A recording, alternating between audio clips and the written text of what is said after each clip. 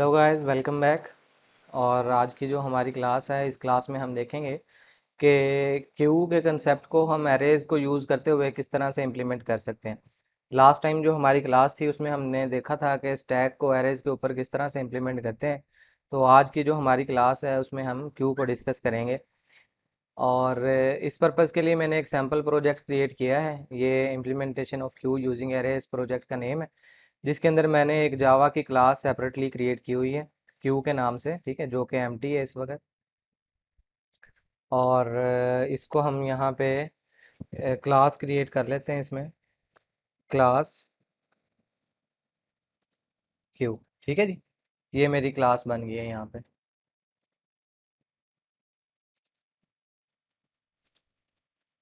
ये जी, ये मेरी क्लास यहाँ पे आ गई है।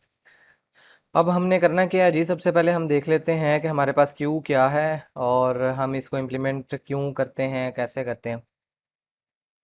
क्यू को हम कह सकते हैं कि जी ये हम लोगों के पास डिफाइंड ऑर्डर लिस्ट होती है, ठीक है जी, जिसमें हम अलाउ करते हैं यूज़र को कि वो इंसर्शन का ऑपरेशन जो है वो एक एंड से कर सके और डिलीशन का ऑपरेशन दूसरे एंड से कर सके।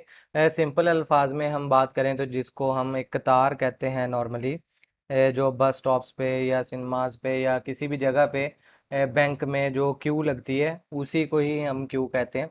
जिसमें फर्स्ट इन फर्स्ट आउट वाला कंसेप्ट हम यूज़ करते हैं कि first come first serve basis पे सर्विसेज मिलती हैं। जो सबसे पहले आएगा उसको पहले सर्विस मिलेगी, जो बाद में आएगा उसको बाद में सर्विस मिलेगी, और लोग इस तरह से एक दूसरे के पीछे खड़े होते रहते हैं। इस कंसेप्ट को हम क्यू कहते हैं। अब यहाँ पे ये जो मेरी क्यू बनती है, जिसको हम नॉर्मली जो लोगों की क्यू की बात कर रहे हैं हम, इसके दो एंड होते हैं, एक जहाँ से ये स्टार्ट होती है, एक जहाँ पे ये एंड होती है। अब यहाँ से जो पर्सन्स ऐड हो रहे होते हैं वो हमेशा पिछली साइड से, जो रेयर एंड है वहाँ से ऐड हो रहे हैं, तो इसलिए हम कहते हैं कि जो भी इंसर्शन होती है हमेशा क्यू के अंदर वो रेयर एंड से होती है, और जो डिलीशन होती है वो हमेशा फ्रंट एंड से होती है। तो जो क्यू है हम लोगों के पास, जो क्यू है हम लोगों के पास, वो एक ऐसा सिलेंडर होता है, हम एग्जांपल के तौर पे कह सकते हैं, जो कि डबल एंडेड होता है, दोनों एंड से ओपन होता है। एक एंड से हम वैल्यूज को इंसर्ट करते जाते हैं, दूसरे एंड से हम वैल्यूज को निकालते जाते हैं। तो जिस साइड से हम वैल्यूज इंसर्ट करते हैं उसको हम रेयर एंड कहते हैं, जिस साइड से हम वैल्यूज निकालते जाते हैं उस साइड को हम फ्रंट साइड कहते हैं, तो या फ्रंट एंड कहते हैं। लेकिन एक बात यहाँ पे नोट करने वाली है, वो ये है कि जिस तरह से हमने स्टैक की बात की थी, तो हमने वहां पर इंसर्शन और डिलीशन की बात नहीं की थी, बल्कि हमने वहां पे इंसर्शन और डिलीशन के ऑपरेशंस को स्पेसिफिक नेम दे दिए थे। वो नेम्स थे हम लोगों के पास पुश एंड पॉप के। इसी तरह से यहाँ पर भी हम जो इंसर्शन और डिलीशन के बेसिक ऑपरेशंस हैं जो कि हर डाटा स्ट्रक्चर में एग्जिस्ट करते हैं, उन कंसेप्ट्स को हम या उन ऑपरेशंस को यहाँ पे हम स्पेसिफिक नेम्स देते हैं। जैसा कि हम इंसर्शन को इन क्यू कहते हैं और डिलीशन को हम यहाँ पे डी क्यू कहते हैं, ठीक है जी। तो जब भी कभी क्यू की बात आए तो वहाँ पे जब कोई वैल्यू ऐड करवानी हो तो आप कहेंगे कि हम इन क्यू कर रहे हैं, और जब कोई वैल्यू डिलीट करनी हो तो आप कहेंगे कि हम डी क्यू कर रहे हैं, ठीक है जी। अब जो इसकी एप्लीकेशन है जी वो भी देख लेते हैं जी, कि एप्लीकेशंस क्या क्या हैं जी इसकी। मोस्टली ये जो है हमारे पास ऐसे सिस्टम्स जिनके अंदर रिसोर्सेज शेयर्ड होते हैं, वहाँ पे वेटिंग लिस्ट के तौर पर हम लोग क्यू यूज़ करते हैं, लाइक प्रिंटर है, डिस्क है या सीपीयू है, ठीक है। या ऐसे डिवाइसेस जहाँ पे एसिंक्रोनस ट्रांसफर ऑफ डाटा होता है, वहाँ पे हम लोग क्यूज़ का यूज़ करते हैं, लाइक पाइप्स हो गए, फाइल्स इनपुट आउटपुट हो गए, सॉकेट्स हो गई हम लोगों के पास। क्यूज मोस्टली बफर्स में भी यूज़ होती हैं, लाइक MP3 मीडिया प्लेयर्स, या हम लोगों के पास जो CD प्लेयर्स होते हैं। और इसी तरह से जो मीडिया प्लेयर्स हम लोगों के पास प्ले लिस्ट मेंटेन करते हैं वो भी क्यूज का इस्तेमाल करते हैं, ठीक है। और ऑपरेटिंग सिस्टम के अंदर भी क्यूज इस्तेमाल होती हैं जहाँ पे हम लोग इंटरप्ट्स को हैंडल करते हैं। और टाइम कॉम्प्लेक्सिटी की बात करें तो जो एवरेज एक्सेस टाइम होता है वो बिग ऑफ एन होता है। इसी तरह से सर्च का टाइम भी बिग ऑफ एन होगा। इंसर्शन जो होती है ये हम लोगों के पास कांस्टेंट टाइम में होती है, इसलिए हम इसको बिग ऑफ वन कहते हैं। डिलीशन भी कांस्टेंट टाइम में होती है, इसलिए इसकी जो एवरेज टाइम कम्प्लेक्सिटी होगी डिलीशन के ऑपरेशन की वो बिग ऑफ वन होगी, ठीक है। और स्पेस कॉम्प्लेक्सिटी की बात करें तो इसको बाद में डिस्कस करेंगे, ठीक है जी। उसके बाद जी अब हम क्यू की तरफ मूव करते हैं जी। और क्यू चूंकि एक लीनियर डाटा स्ट्रक्चर है, इसलिए हम इसको इस वक्त एरे के ऊपर इम्प्लीमेंट कर रहे हैं। तो चलें देखते हैं जी कि इसको हम एरे के ऊपर किस तरह से इम्प्लीमेंट करेंगे। तो सबसे पहले जी हम प्रोग्राम लिखना स्टार्ट कर देते हैं जी अपना।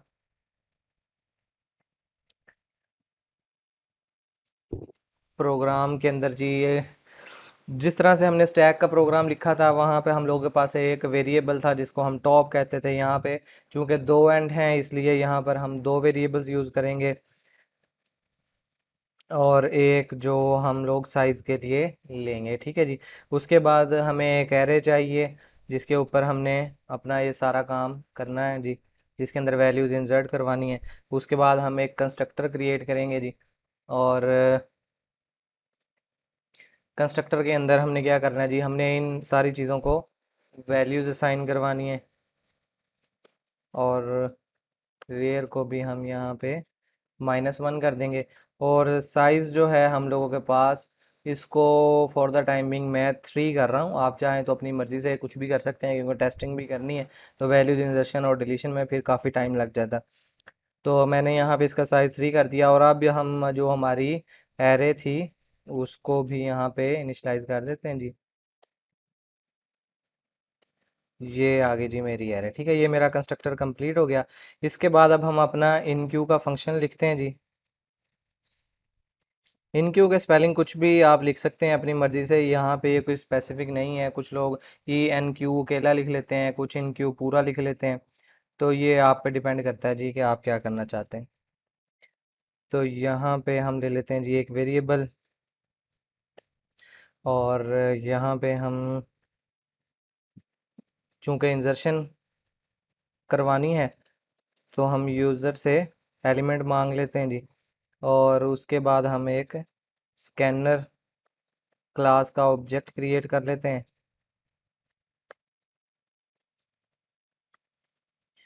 ये मेरा स्कैनर का ऑब्जेक्ट बन गया। उसके बाद मैंने यूज़र से इनपुट लेनी है इसके अंदर।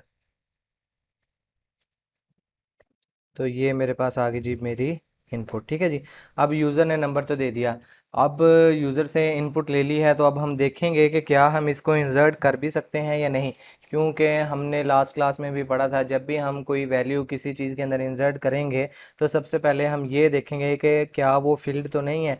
अगर ये कंडीशन चेक करनी है, तो हमें यहाँ पे एक इफ़ स्टेटमेंट यूज़ करनी पड़ेगी, जो कि कुछ इस तरह से होगी कि अगर जो मेरा रेयर है वो साइज -1 के इक्वल आ जाता है, तो यहाँ पर हम सिंपली क्या करेंगे, एक मैसेज प्रिंट करवा देंगे ओवरफ्लो का। साइज -1 का मतलब है 4। और अगर सॉरी, अगर मेरी जो साइज है यहाँ पे वो 3 है, तो साइज -1 2 होगा। और जो मेरी एरे है, क्योंकि उसका इंडेक्स भी 0 से स्टार्ट होता है, और वो भी फिर मैक्सिमम 2 तक जाएगा। 0 1 एंड 2 3 वैल्यू स्टोर कर सकता है वो। तो मैं 2 को 2 से कंपेयर कर रहा हूँ। ठीक हो गया जी। इसके बाद हम एक और चीज़ चेक कर लेते हैं जी। अगर अब चूंकि मैं वैल्यू इंसर्ट करवानी है, तो मैंने जो मेरे वेरिएबल्स थे फ्रंट एंड रियर, उनको -1 से इनिशलाइज किया था। क्योंकि स्टार्टिंग में मेरे पास ये किसी भी चीज़ को पॉइंट नहीं कर रहे होंगे, इसलिए मैंने इनको पॉजिटिव नहीं रखा। बिकॉज इंडेक्स पॉजिटिव हो सकता है और लेकिन वो नेगेटिव नहीं हो सकता। ठीक है जी। तो इस वक्त जब मेरी क्यू एम्प्टी है, तो मेरे पास दो केसेस होंगे इन क्यू के टाइम पे। आया कि जो वैल्यू मैं इंसर्ट करवाना चाह रहा हूँ, या तो वो क्यू के अंदर पहली वैल्यू है, या वो पहली के अलावा कोई भी वैल्यू है। तो यहाँ पे हम चेक करेंगे कि क्या ये पहली वैल्यू तो नहीं है। अगर ये सिचुएशन है, तो इसका मतलब ये है कि ये मेरे पास है पहली वैल्यू। ठीक है। अगर ये पहली वैल्यू है, तो फिर मैंने क्या करना है, सिंपली इसको 0 कर देना है। और इसको भी मैंने 0 कर देना है। ठीक है जी। दोनों को 0 कर दिया। अब यहाँ पे हम क्या करेंगे जी, अब अगर ये पहली वैल्यू नहीं है, तो फिर ये पहली के अलावा कोई भी वैल्यू होगी। और इस केस में हम क्या करते हैं जी, सिंपली यहाँ पे रेयर के अंदर इंक्रीमेंट कर देते हैं। और जैसे ही हम इफ से बाहर आएंगे, तो जो हमारी क्यू होगी, इसका जो रेयर का इंडेक्स होगा वहां पर हम जो अपनी आइटम होगी वो स्टोर करवा दें। ठीक है जी। और यहाँ पर हम एक छोटा सा मैसेज दे देंगे, वैल्यू इंसर्टेड का। ठीक है। ये यहाँ तक उम्मीद है कि आपको समझ आ गई होगी। मैंने सिर्फ क्या किया जी, एक वेरिएबल लिया, उसमें यूज़र से वैल्यूज़ ले ली हैं। अब सबसे पहले मैंने ओवरफ्लो की कंडीशन चेक की कि क्या ये मेरी क्यू के अंदर स्पेस है इंसर्शन के लिए या नहीं। अगर नहीं है तो ओवरफ्लो का मैसेज दे देगा और यहाँ से रिटर्न कर देगा। उसके बाद मैंने देखा अगर जो वैल्यू मैं इंसर्ट करवाना चाह रहा हूँ वो क्या पहली वैल्यू है या पहली के अलावा सेकंड थर्ड या जो भी वैल्यू है वो है या नहीं। अगर तो पहली वैल्यू है तो फिर मैंने क्या करना है, फ्रंट एंड रेयर के अंदर दोनों के अंदर एक इंक्रीमेंट करना है। एल्स में फिर ये नहीं जाएगा और यहाँ पे जाने के बाद रेयर की वैल्यू क्या है इस वक्त जीरो, और क्यू के जीरो इंडेक्स पे ये वैल्यू इंसर्ट करवा देगा। नेक्स्ट टाइम जब इस फंक्शन को कॉल करेंगे फ्रंट एंड रेयर दोनों -1 नहीं होंगे, ये डायरेक्टली एल्स में जाएगा। एल्स के अंदर ये क्या करेगा, एक इंक्रीमेंट करेगा और इसकी वैल्यू 0 से 1 हो जाएगी। और जैसे ही ये इस एल्स से बाहर आएगा तो क्यू के रियर की वैल्यू चूंकि 1 है तो क्यू का जो 1 इंडेक्स होगा वहां पर ये अपनी वैल्यू स्टोर करवा देगा। ठीक है। तो इस तरह से ये चलता जाएगा। इसी तरह से अब हम जो है जी हमारे पास डी क्यू का फंक्शन है वो हम यहाँ पे डिजाइन कर लेते हैं जी। उसके लिए जी हम डी क्यू के भी कोई स्पेसिफिक स्पेलिंग्स नहीं है, आप अपनी मर्जी से कोई भी स्पेल्स यहाँ पे यूज कर सकते हैं। अब चूंकि मैंने वैल्यूज डिलीट करनी है तो यहाँ पे मैं देखूंगा कि क्या मेरे पास जो मेरी क्यू है उसके अंदर कोई वैल्यू एग्जिस्ट भी करती है या नहीं।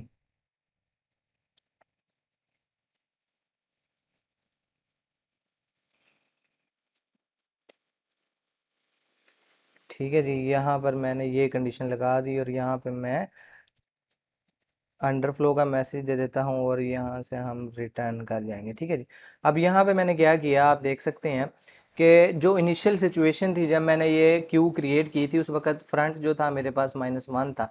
ठीक है। और डिलीशन भी हमने कहा कि हमेशा फ्रंट से होती है, तो अगर फ्रंट -1 है विच मीन्स के यहाँ पर कोई भी वैल्यू एग्जिस्ट नहीं करती, या कोई इस तरह की सिचुएशन है कि क्यू को मैंने सारी को फिल करने के बाद उसको एम्प्टी कर दिया है, उस सिचुएशन में मेरे पास फ्रंट रेयर से बड़ा होता है तो भी क्यू मेरी एम्प्टी होगी। इन दोनों सिनेरियोज के अंदर क्यू एम्प्टी है, लिहाजा मैं कोई भी वैल्यू डिलीट नहीं कर सकता। तो मैंने यहाँ पे सिंपली अंडरफ्लो का मैसेज दे दिया और साथ ही मैंने यहाँ पे रिटर्न स्टेटमेंट के साथ मैं रिटर्न वापस चला जाऊंगा। ठीक है जी।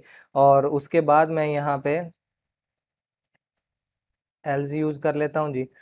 एल्स के अंदर हम क्या करते हैं जी, सिंपली जो मेरा वेरिएबल था मैं उसके अंदर क्यू में जो वैल्यू थी वो निकाल लेता हूँ जी। कौन सी वैल्यू निकालनी है, फ्रंट इंडेक्स वाली निकालनी है जी। और इसके बाद हम क्या करेंगे जी, इसके बाद हम यहाँ पे चेक कर लेते हैं इफ मेरा जो फ्रंट है वो मेरे अगर रेयर के इक्वल आ गया है। ठीक है जी। तो फिर हमने क्या करना है, अगर फ्रंट रेयर के इक्वल आ गया है, अच्छा नॉर्मली होता ये है क्यू के अंदर कि जब इसको एक दफ़ा हम फिल करने के बाद एम्प्टी कर देते हैं तो हम इसको दोबारा से यूज़ नहीं कर सकते, जो कि वेस्टेज ऑफ मेमोरी है। लिहाजा मैं यहाँ पे इसको क्या कर रहा हूँ, दोबारा से इनिशियलाइज करवा दिया मैंने इन दोनों वेरिएबल्स को, ताकि ये दोबारा से अपनी इनिशियल पोजीशन पे चले जाएं। और जब दोबारा से मैं इन क्यू का फंक्शन कॉल करूंगा तो ये सिचुएशन सेटिस्फाई होगी, ये वाली जहाँ पे मेरा इस वक्त कर्सर है, और दोनों की वैल्यूज फिर से जीरो हो जाएगी और आप दोबारा से इसको सारी को यूज कर सकते हैं। ठीक है जी। और इसके बाद अगर ये सिचुएशन नहीं है, फ्रंट रेयर के इक्वल नहीं है, तो फिर हम क्या करते हैं जी, सिंपली फ्रंट के अंदर इंक्रीमेंट कर देते हैं। ठीक है। और यहाँ से बाहर आने के बाद हम क्या करेंगे जी, सिंपली एक मैसेज देंगे और वो मैसेज होगा जी यहाँ पर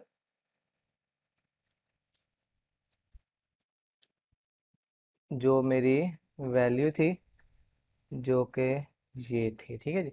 जो मैंने यहाँ से क्यू में से निकाली थी ये वाली वैल्यू, वो इस वेरिएबल में थी, तो यहाँ पे मैंने कहा जी ये वाला जो मेरी वेरिएबल में जो वैल्यू है वो इस वक्त डिलीट हो चुकी है। ठीक है जी। तो ये मेरा इनक्यू और डी क्यू का फंक्शन कंप्लीट हो चुका है। चूंकि ये सारा का सारा काम इस वक्त मेमोरी में हो रहा है तो मेरे पास कोई भी प्रूफ नहीं है कि मैं देख सकूं कि ये काम सही हुआ है या नहीं हुआ। तो उसके लिए मैं एक फंक्शन बना लेता हूँ ताकि मुझे पता चल जाए कि मैं जो काम कर रहा हूँ वो एक्चुअल में किसी जगह पे हो भी रहा है या नहीं हो रहा।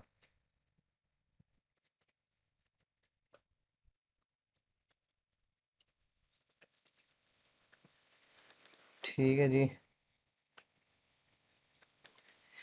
ये काम कर दिया जी। और इसके बाद सबसे पहले इस फंक्शन में आने के बाद मैंने ये देखा है कि जी अगर रेयर मेरा -1 के इक्वल है, विच मीन्स कि यहाँ पे कोई भी वैल्यू एग्जिस्ट नहीं करती, तो क्यू मेरी एम्प्टी है और इसलिए मैं यहाँ पे कुछ भी प्रिंट नहीं करवा सकता।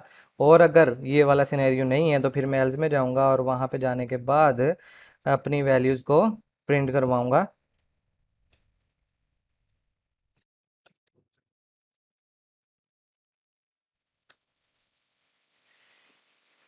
ठीक है जी, न्यू लाइन में जाने के लिए ये काम किया। उसके बाद फॉर में जाते हैं जी, I equal to front, I less than equal to rear and I plus plus. यहाँ पे आ गए जी। और यहाँ पे आने के बाद हम क्या करेंगे जी, \n और यहाँ पे हम q एंड i। ठीक है जी, जो मेरा लूप इनवेरिएंट वाला वेरिएबल था। ये मेरे तीनों फंक्शंस कंप्लीट हो गए जी, इनक्यू डीक्यू और डिस्प्ले का। तो सबसे पहले अब हम चलते हैं जी हमारे मेन फंक्शन में। मेन फंक्शन में जाने के बाद अब हमने क्या करना है जी, सबसे पहले हम यहाँ पे अपनी जो क्यू की क्लास थी उसका ऑब्जेक्ट क्रिएट करते हैं। ये मेरा ऑब्जेक्ट क्रिएट हो गया। ठीक है जी, इसके बाद हम यहाँ पे एक वेरिएबल ले लेते हैं जी और इसको हम ज़ीरो से इनिशलाइज करवा देते हैं और एक लूप चलाते हैं हम यहाँ पे, ताकि हम यूज़र से वैल्यूज़ लेते रहें। ठीक हो गया जी। अच्छा, अब यहाँ पे क्या करना है जी, हमने यहाँ पे अब जो हमारा मेन्यू होगा उसको हम यहाँ पे प्रिंट करवा लेते हैं। उसके लिए मैं यहाँ पे ये कुछ स्टेटमेंट्स हैं जी, ये मैंने पहले से लिख के रखी हुई हैं। मैं यहाँ पे पेस्ट कर देता हूँ। यहाँ पे मैंने ये स्टेटमेंट्स पेस्ट कर दी। ठीक है, कुछ भी नहीं किया है, सिंपल प्रिंट लाइन की 4 स्टेटमेंट्स हैं। जहाँ पे ये मेन मेन्यू है, यहाँ पे ये थोड़ी सी गार्निशिंग के लिए, ब्यूटिफिकेशन के लिए ये लाइन है। उसके बाद ये मेरा मेन्यू है, 1 for insert an element, 2 for delete an element, 3 for display the Q and 4 है जी हम लोगों के पास एग्जिट के लिए। यहाँ पे मैंने यूज़र से उसकी चॉइस मांगी है। इस जगह पर हम क्या करेंगे जी, जो हमारा स्कैनर है उसका ऑब्जेक्ट क्रिएट करेंगे जी, स्कैनर सिस्टम डॉट इन, ये आ गया जी। और यहाँ पर जो हमारा चॉइस वाला वेरिएबल था, इसमें हम यूज़र से वैल्यू ले लेंगे और ये मेरी वैल्यू आ गई जी। ठीक है जी, इसके बाद अब हम यहाँ पे चूंकि वैल्यू आ चुकी है तो हम यहाँ पे एक स्विच लगा लेते हैं जी। स्विच के अंदर जी यूज़र ने या तो वो 1 देगा, अगर वो 1 देगा तो फिर हमने क्या करना है जी, जो मेरी क्यू थी उसका जो इन क्यू वाला फंक्शन था वो हम कॉल करेंगे और साथ फिर हम क्या करेंगे जी, ब्रेक स्टेटमेंट यूज़ कर लेंगे।